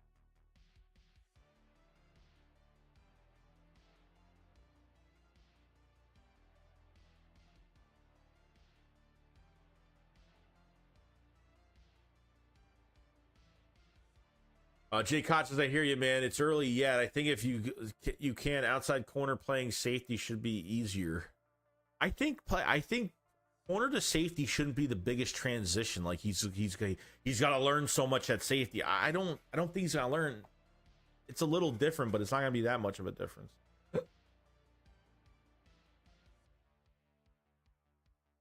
Because it wasn't Hurts. There was terrible play on both sides. Yeah, dude. Like I had a fight with a guy probably before I had a fight with a dude like on here, I think before free agency, and like one guy was actually saying like, not even to troll, like saying like, Hurts is in question before the coaching staff. I'm like, you're gonna tell me you were gonna look by this coaching staff, through the coaching staff, right to Jalen Hurts and put the blame on him? No fucking way, dude.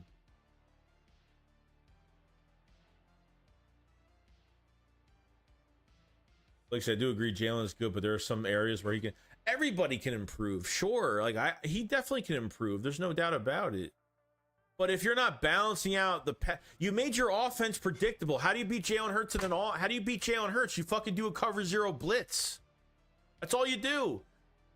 Remember the Tampa Bay playoff game? The first time in weeks we actually hit Devontae Smith middle of the field on an all-out blitz, and he got to the other side of the field. It took one fucking play, and the Eagles don't do that. They didn't do that all year. Second, third down, second, third, and short. And you have Gainwell in the game. Sorry, you have DeAndre Swift on a second, third, and short, right? If it's third and short, they'll take Swift out, put Gainwell in, so you already know it's going to be a pass. And it's you don't convert the third down. They made it so obvious. The last play to the Seattle game, you threw an underneath. The coaches told him to throw an underneath pass for a flag. I mean, you didn't even try to. I mean, they told Hurts to throw it underneath to A.J. Brown to get that flag. It was a play for a flag. It wasn't even a play to make a play.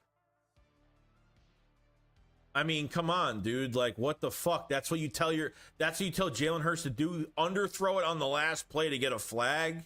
Come on now. What the fuck?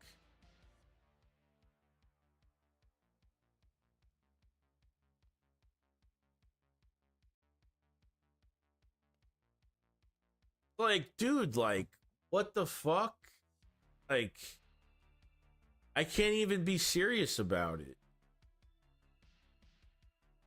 Like, of course, like if the receivers, tight ends, fucking running backs aren't being used how they should be being used, the quarterback's gonna fucking fail.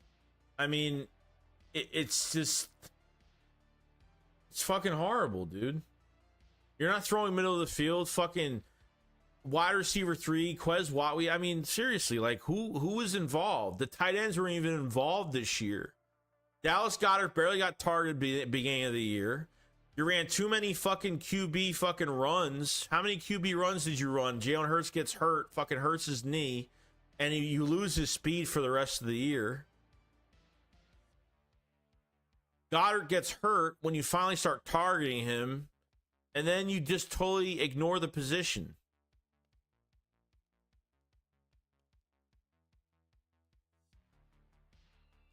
One says, I ordered my Frenchman shirt. When will he get here? Do you know? So, yeah, so after this week, my boy should be All the orders should be sent out after this week.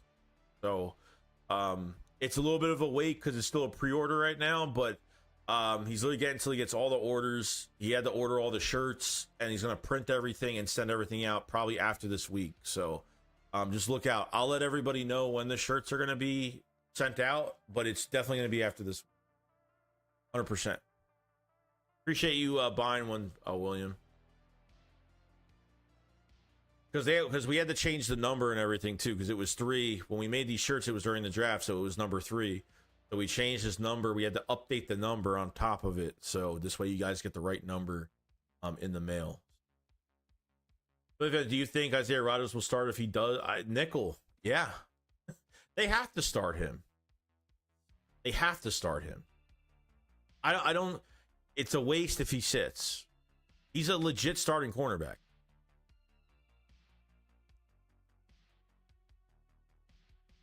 Or is it the play calling should favor the hot hand and in-game situational strengths? Always build off the run game first and getting the ball out quicker in the middle of the field. Yeah, well, they don't do that. If you have two receivers that are running the same route, like how many times Jalen Hurts fucking rolls out to his right and they're still running their fucking routes? Like seriously, it's honestly that bad. So everything started to deteriorate. I don't even want to talk about last year because I don't have to fucking explain what happened last year. If people want to fucking say it's Jalen Hurts' fucking fault 100%, then fucking let them say it. I'm not going back to this conversation of like it's Hurts' fault. And everybody fucking failed. Like, how could Hurts play? If Hurts played well, then obviously the coaching would have been fucking well. Then the route combinations would have been well. Play of choice would have been a lot better. Route combinations would have been better. Everything would have been better. Yeah, obviously. I mean, fucking Christ, dude. Like, that's the one thing I can't fucking stand. I have a pet peeve about is when like everyone just points at Hurts and says, "Oh, like Hurts is the main fucking problem," and it annoys the shit out of me. It annoys the fucking shit out of me. I'm very real, dude. You guys know I'm very real on here. I don't hide from shit on here. Don't worry, hiding. This is where you hiding, sheiks. I'm here. I'm here. I saw your bet video, by the way. How do you do that, man? How do you do that?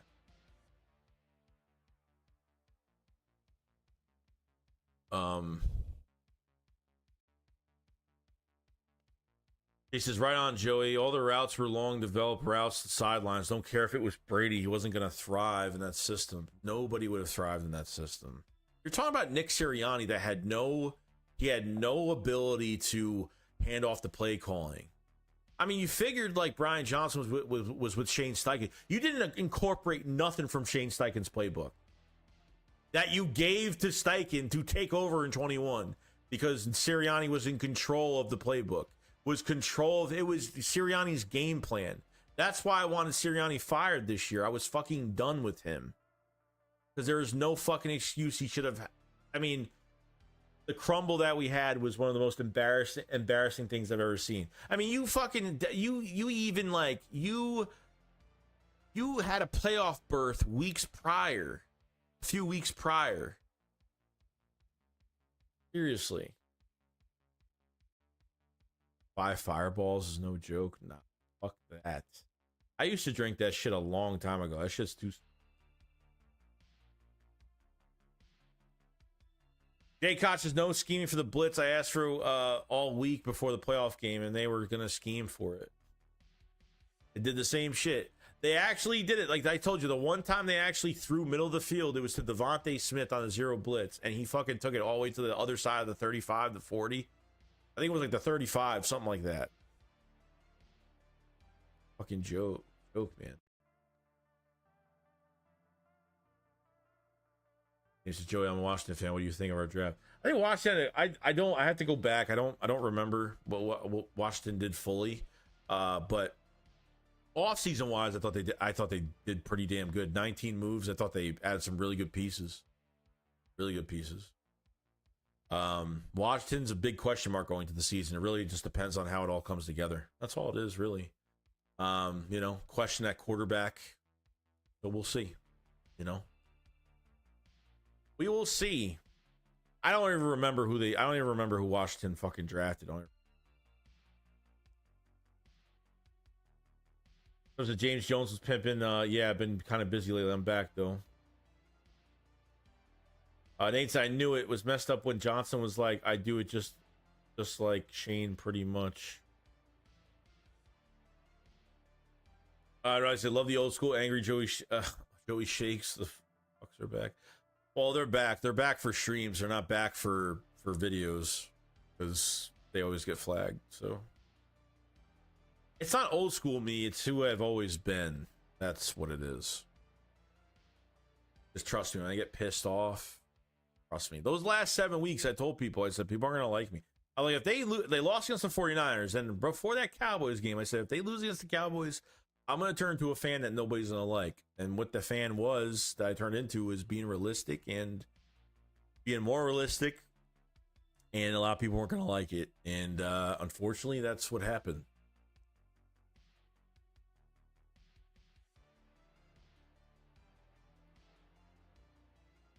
Oh, his name is Adam Berry? Oh, shit. Never fucking knew that. So it must be his cousin or his brother or his fucking, I don't know, somebody.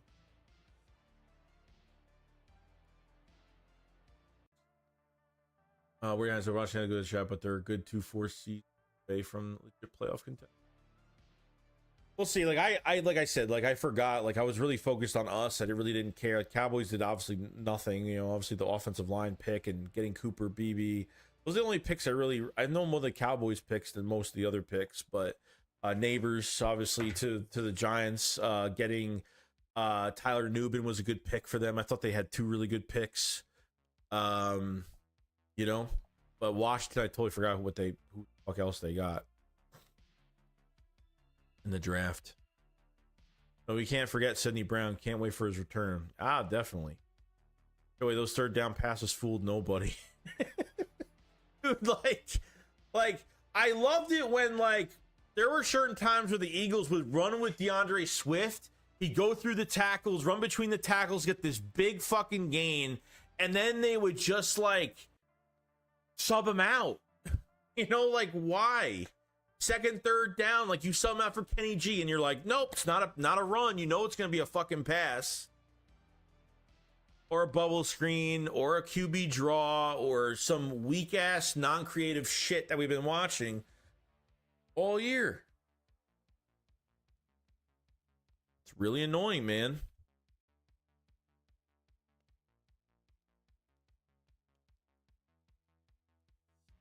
Nathan says sparkling fruit punch with some punch.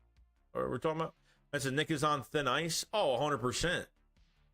If this defense fails this year, I can't see this offense failing under Kellen Moore. I just don't, because he knows how to run a fucking offense. And I don't think he's being controlled by anybody. I'd be shocked if he is.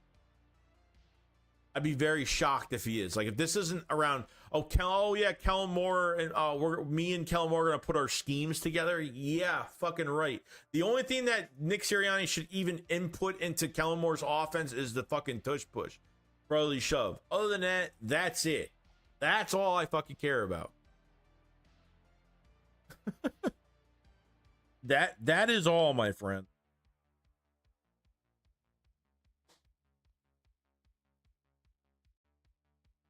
Fuck, last year was horrible, dude. And I said to myself, like, oh, the Eagles will have a dominating performance one of these fucking games. Ugly game after ugly win, ugly win. Like, a couple ugly wins is fine. But ugly wins, like, every fucking week? Dude, come on, man. They got real fucking lucky, dude. They got real lucky in some of these games. They could have lost on one fucking catch that became drops, a missed kick. They got lucky on a few games last year. They probably should have lost. At the moment, I didn't give a shit because, like, you know, it's hard getting wins in the NFL at this point. It's not easy. But Jalen Hurts put the team on his back. Miami, Buffalo. I mean, he put the team on his back, dude. Few games put the team on his back. That's why I feel like, you know, when Hurts, like, put a game plan together with this horrible coaching staff behind it, it's flawless, dude. It's fucking flawless.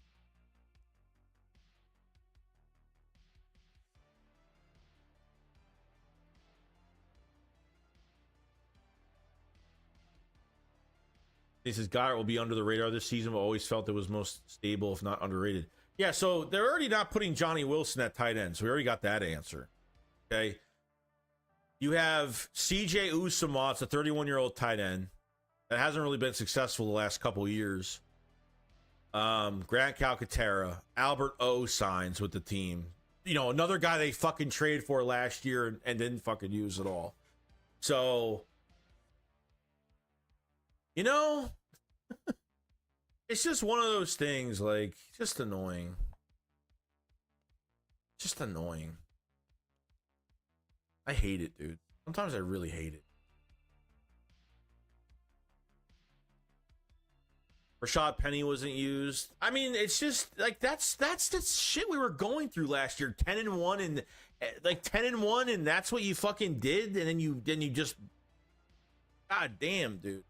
I hate. I don't even want to fucking remember last year. I don't even want to remember last year. Horrible. Against the Giants when we converted to A.J. Brown on 3rd and 20. Yeah, dude.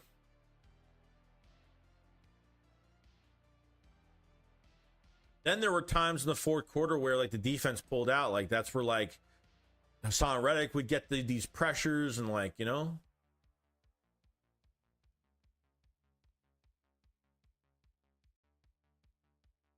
On a scale of 1 to 10, how much do you want to see the Niners fail? Oh, a 10, dude. I mean, at the end of the day, like, the only reason they can have moves right now and make moves, like, they have to pay Brock Purdy after next year. They have this year and next year with Brock Purdy, and that's it. So, like, by next season, they're going to have to, like, extend him. That contract is going to be fucking nuts. And the 49ers are not good when it comes to cap. They're not good when it comes to cap.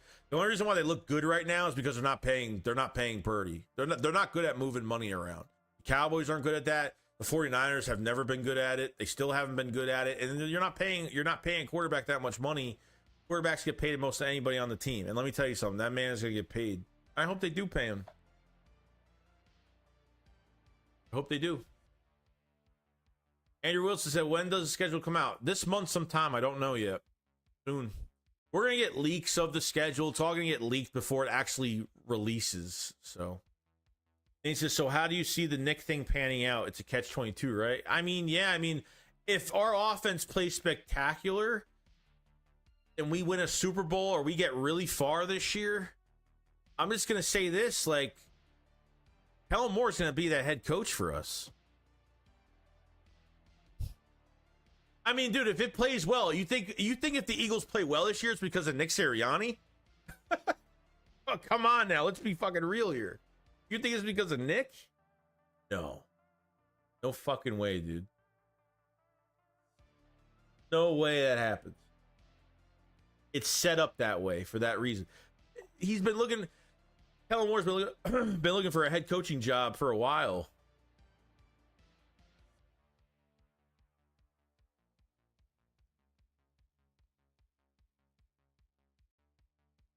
Let's see if there's any updates on anything going on.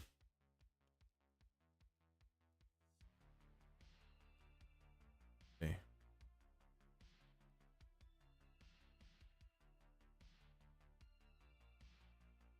Oh my god. This is going to be interesting, bro. This is going to be interesting.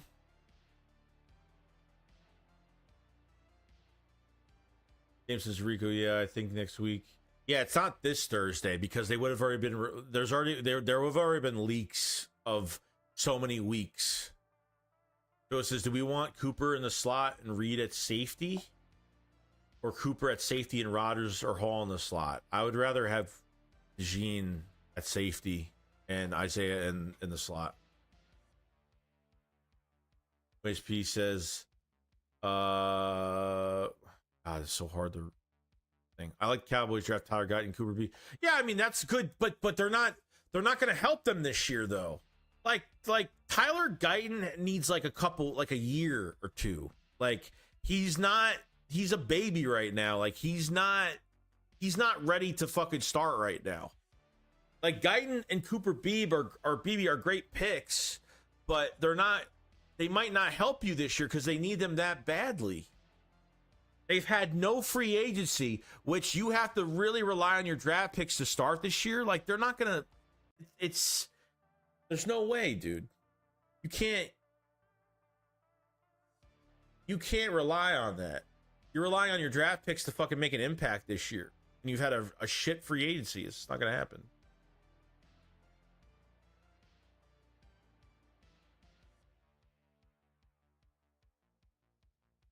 What if we said week 2 need to be our first home game? Brazil home against don't count. No, it don't. Kellen Moore, a head coach based on what? What happens if the team faces adversity? Moore's only head coach can't because of for the Jerry Jones bump.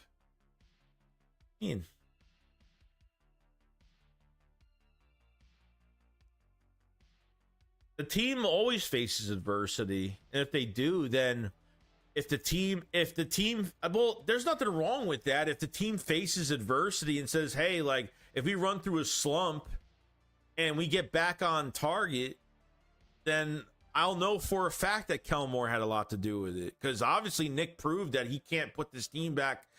Nick can't win the team back, and with his coaching expertise, this is set up for Kellen Moore to be the head coach. Because Kellen Moore will leave after, if the Eagles are successful this year, Kellen Moore will be gone. And the play calling will be gone. And then we're back to square one because we don't keep our play calling in-house, which it always should be in-house. Shane Steichen's playbook should have always been in-house, and it never has been. Nick said, fuck it, I'm going to do the game plan myself. And this was based off of Nick's game plan every week. It's not based off of Brian Johnson, Shane Steichen, what he had with us last year, a couple years ago. Kellen Moore is due to be a head coach really soon. How to survive the summer till week 1? Yeah. I don't know. Rigo says Axeman 2 shirt. Oh yeah, we got a lot more Axeman stuff coming out, dude. So if you want to pick up an Axeman 2 shirt, link in the description for the Axeman 2 stuff. We got 2 shirts and we have a hat so far, so.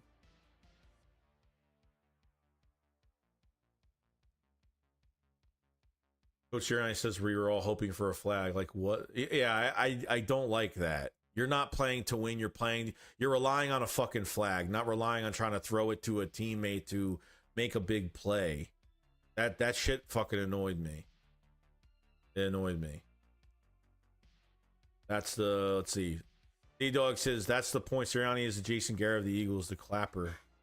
It's not even he's the Jason Garrett of the Eagles, dude. It's that he's an offhands coach. There's successful offhands coaches. The Lions head coach, he has nothing to do with play calling. They want to compare they want to compare it to Jason Garrett. There's nothing wrong with a hands-off coach. Like, just don't take over shit knowing that you can't do the job. That's all I ask. Don't take over play calling. Don't take over game plan if you can't do the fucking job. That's all I ask. As a motivational speaker, as a guy that can put the team on his back motivationally through his words, I think he could do that. But when you get into a slump like that, you couldn't even give the game. You can't give the play calling to somebody. You had no issue demoting Sean Desai and putting Matt Patricia in there to take all the attention off you in that offense. Come on now, dude. It's just crazy. Matt said it was funny when they whined saying if their QB was healthy, they would make a Super Bowl and win it. What happened last year? They made it with Purdy and choked it, and their head coach 0-3 in Super Bowls. Their head coach is cursed, bro. Yeah, Jalix Hunt is going to be one of the most exciting players, dude. I'm I feel something's there, dude.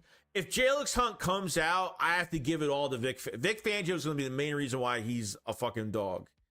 Vic Fangio is going to be the main reason why Jalix Hunt is going to work out to be a monster player in Philadelphia.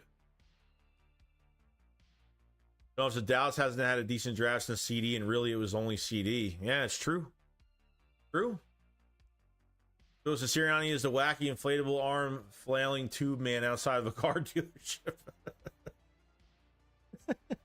Ron says, if we're successful after this year, you're saying Kellen will be gone? Dude, are you sure? I thought we could block him. No, you can only, from what I found out, you can only block Kellen Moore if he's getting the same position on another team. So if he leaves to go get a coordinator job, same job that he had, you could block him. If Kellen Moore goes for an upgraded position as a head coach, I don't think they could block him from it. That's what I thought. I thought they could block him regardless of whatever job it is. I think it depends on if it's an upgrade job or if it's a lateral move to another coordinator job. So I could be wrong. Philly, I know Philly told me that, and I read a few things online that if it's a lateral move, they could block him. If it's an upgraded move to head coach, I don't think they could block him at all, which really sucks. Sirianni is a cheerleader minus the cheerleader's outfit. I could agree.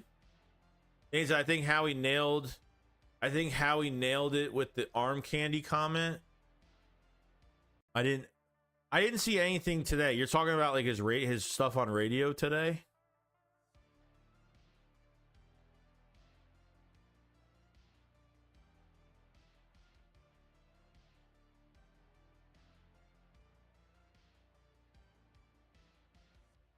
No, the Najee Harris to Dallas rumors aren't even true. I don't think it's even true. I think some reporters came out and said that it was all clickbait shit. They missed out on how many running backs in this fucking draft? Like, and they bring Zeke back, and Zeke's like, "Oh, there's some unfinished business in Dallas." Like, are you fucking serious, dude? Come on now.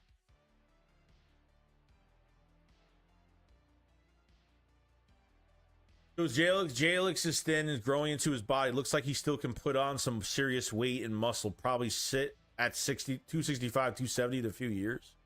If he can move at 265, 270 as an off-ball linebacker, Jesus Christ, dude. That'd be fucking amazing.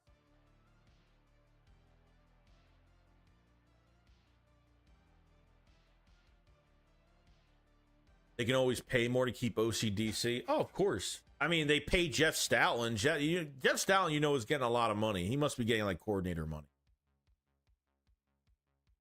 So we'll see how it goes, man. We'll see how it goes. Only time will tell.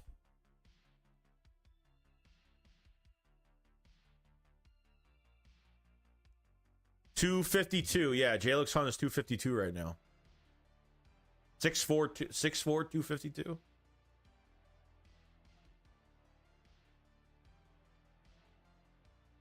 It says what he meant by unfinished business is there's still plenty of Hostess cupcakes at their facility. He has not yet eaten it. Oh, man. Funny. Funny.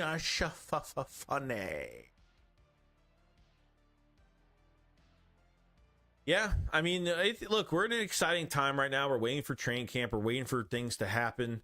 Trades down the road. Maybe Eagles will add to the roster. We'll see.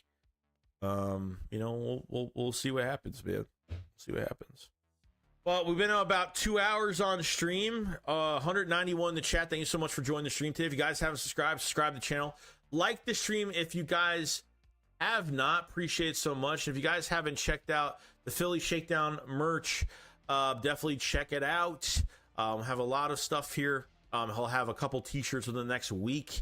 Definitely check it out in the description below. And yeah, we will be back most likely tomorrow for another stream, and we'll have a video out tomorrow as usual, and doing our thing. So, all right, guys, thank you for coming in today. I have some errands I have to run, unfortunately.